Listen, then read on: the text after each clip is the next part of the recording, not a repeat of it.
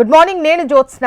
Maharashtra assembly ఎన్నికల polling ఉదయం 7 గంటలకు ప్రారంభమైంది. రాష్ట్ర వ్యాప్తంగా 288 అసెంబ్లీ స్థానాలకు గాను ఒకే దశలో పోలింగ్ ఉంటుంది. ఎన్నికల బరిలో 4136 మంది అభ్యర్థులున్నారు. 9,63,00,000 మంది ఓటర్లు తమ ఓటు హక్కు వినియోగించుకోనున్నారు. మావోయిస్టు ప్రభావిత ప్రాంతాల్లో హై సెక్యూరిటీతో పాటు 130 డ్రోన్ కెమెరాస్తో నిఘా పెట్టారు. సాయంత్రం 6 గంటల వరకు పోలింగ్ ఉంటుంది.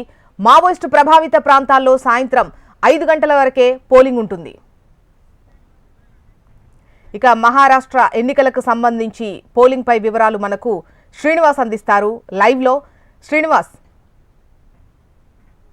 అసెంబ్లీ ఎన్నికల పోలింగ్ ప్రక్రియ ప్రశాంతంగా సాగుతుంది. ఉదయం 7 గంటలకు స్టార్ట్ అయినటువంటి పోలింగ్ సాయంత్రం 6 గంటల వరకు ఏకదాటిగా కొనసాగనుంది. ఏదైతే మావోయిస్ట్ ప్రభావిత ప్రాంతాలున్నాయో ముఖ్యంగా చెప్పుకునేది గడ్చిరోలి ప్రాంతం. ఈ గడ్చిరోలి ప్రాంతానికి స్పెషల్గా అధికారులు ఫోకస్ చేశారు. 130 డ్రోన్ కెమెరాస్తో నిఘా ఏర్పాటు చేశారు. ప్రస్తుతం అయితే నిన్నటి రోజు పోలింగ్కు సంబంధించి పోలింగ్ సిబ్బంది సామాగ్రి తరలించేందుకు కొంత ఇబ్బందులు పడ్డ పరిస్థితుల నేపథ్యంలో ప్రత్యేకంగా హెలికాప్టర్లు ఏర్పాటు చేసి పోలింగ్ సామాగ్రిని సిబ్బందిని తరలించారు. అయితే ఈరోజు ఉదయం 7 గంటల నుంచి పోలింగ్ అంతా కూడా అన్ని ప్రాంతాల్లో కూడా ఒకేసారి స్టార్ట్ అయింది.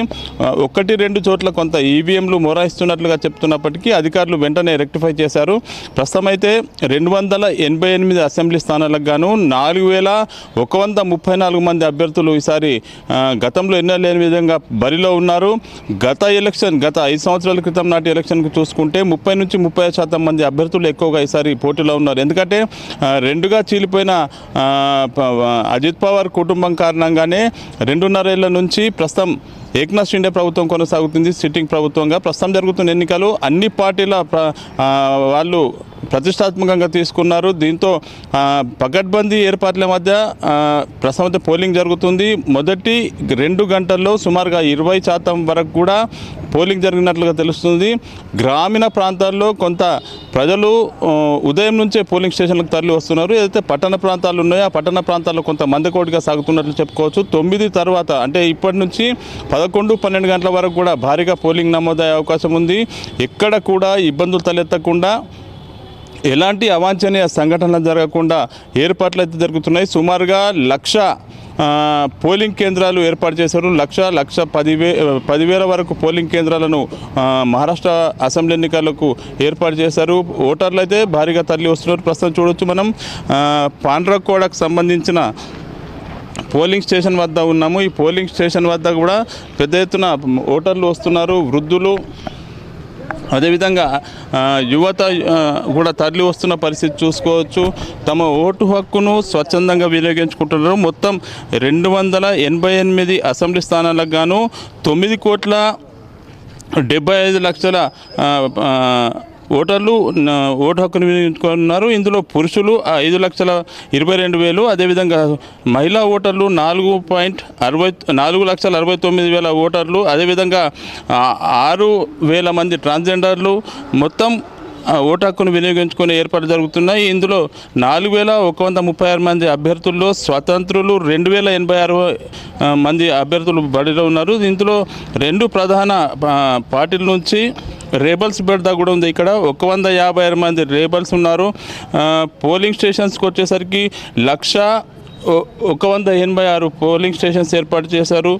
6 లక్షల మంది పోలింగ్ సిబ్బంది ప్రస్తుతం విధుల్లో ఉన్నారు. వీళ్ళంతా కూడా పకడ్బందీ ఏర్పాట్ల మధ్య పోలింగ్ జరిగేందుకోసం అధికారులంతా కూడా చర్యలు తీసుకుంటున్నారు. ప్రస్తుతం అయితే చూడొచ్చు ఓటర్లు స్వచ్ఛందంగా పట్టణ ప్రాంతాలు గ్రామీణ ప్రాంతాల నుంచి తరలివచ్చి తమకు రాజ్యాంగబద్ధంగా కల్పించిన ఓటు హక్కును వినియోగించుకున్నట్టుగా చూసుకోవచ్చు. మనం ప్రస్తుతం అయితే ఎక్కడ కూడా ఇబ్బందులు తలెత్తకుండా అధికారులు అయితే ఏర్పాటు చేశారు.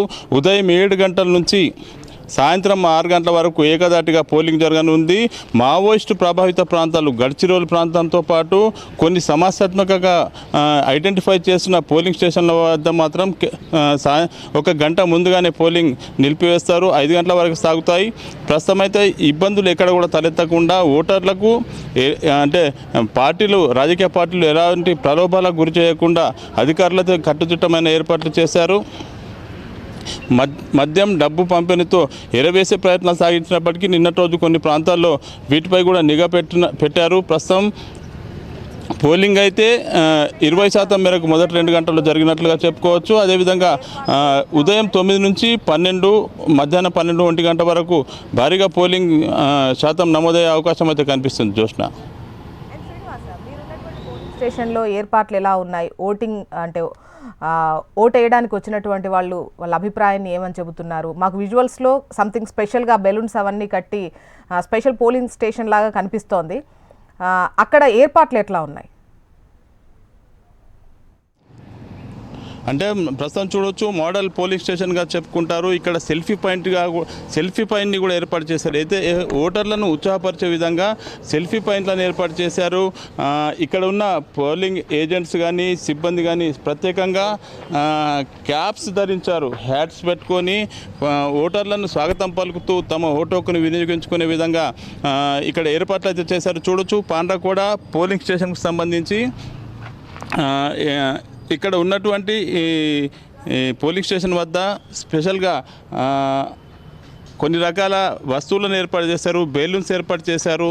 అదేవిధంగా చిన్నపిల్లలు ఆడుకునేటికి, అంటే ఓటర్లు చిన్నపిల్లలను కూడా పోలింగ్ స్టేషన్కు తీసుకొస్తే వాళ్ళకు కొంత రిలీఫ్గా ఉండడానికి ఆడుకునే అవకాశాన్ని కూడా కల్పించారు. పార్కింగ్, అదేవిధంగా ప్రత్యేకంగా టెంట్లు కూడా వేశారు. ఇక్కడ కూడా మధ్యాహ్నం పూట ఎండ విపరీతంగా ఉన్నప్పటికీ కూడా ఎండ నుంచి కూడా ఎండ బారిగా పడకుండా ఉండేందుకోసం కూడా ఏర్పాట్లు చేశారు.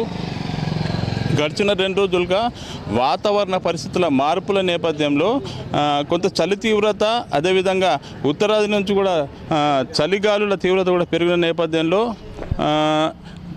చలి కారణంగానే కొంత ఓటర్లు 9 గంటల వరకు తక్కువ మోతాదులోనే పోలింగ్ స్టేషన్కు తరలి వచ్చినట్లుగా చూసుకోవచ్చు. ప్రస్తుతం 9 దాటింది కాబట్టి ఇప్పటి నుంచి మధ్యాహ్నం 1 గంట వరకు పోలింగ్ శాతం మరింత పెరిగే అవకాశం ఉంది. పోలింగ్ శాతం పెంచేందుకోసం కూడా ఇప్పటికే అన్ని రకాల ఏర్పాట్లు చేశారు. ప్రజల్లో పెద్ద ఎత్తున చైతన్యం కల్పించారు. ఎవరు కూడా ప్రలోభాలకు లొంగొద్దు, రాజ్యాంగబద్ధంగా కల్పించిన హక్కును ప్రతి ఒక్కరు వినియోగించుకోవాలి అని చెప్పి అధికారులు సూచించారు. చాలా ప్రాంతాల్లో కూడా దీనిపై పెద్ద ఎత్తున ప్రచార కార్యక్రమాలు కూడా నిర్వహించారు. జోస్న, శ్రీనివాస్, అది మహారాష్ట్రలోని ఒక మోడల్ పోలింగ్ స్టేషన్ నుంచి మనకు వివరాలు అందించారు శ్రీనివాస్. అక్కడ సెల్ఫీ పాయింట్స్ ఏర్పాటు చేయడం కావచ్చు, చంటి బిడ్డలు ఉన్నటువంటి తల్లులు వచ్చి ఓటేసినప్పుడు పిల్లలకు చూసుకునేందుకు అక్కడ ఊయల ఏర్పాటు చేయడం కావచ్చు. మొత్తానికైతే ఉదయం 7 గంటలకే పోలింగ్ స్టార్ట్ అయింది. ప్రశాంతంగా పోలింగ్ సరళి అయితే కొనసాగుతోంది అని చెప్పేసి మనకు శ్రీనివాస్ వివరాలు అందించారు.